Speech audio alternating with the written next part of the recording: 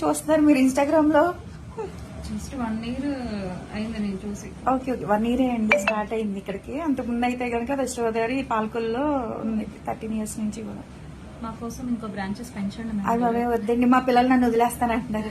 ఎందుకంటే బాగా 2 salons run చేసి ఉన్నామండి అక్కడ. ఇక్కడ సేమ్ ఇలాగే మీకు మళ్ళీ చాలా మంది వచ్చి అంటున్నారు అక్కడ బ్రాంచ్ పెట్టండి, ఇక్కడ బ్రాంచ్ పెట్టండి అని.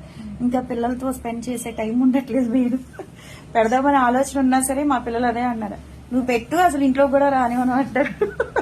చాలా వరకు పిల్లల్ని కూడా నేను చిన్నప్పటి నుంచి అలాగే చూసుకున్నా. ఈ క్లయింట్ ఎవరో కాదండి, మా మచిలీపట్నం దగ్గర అంట.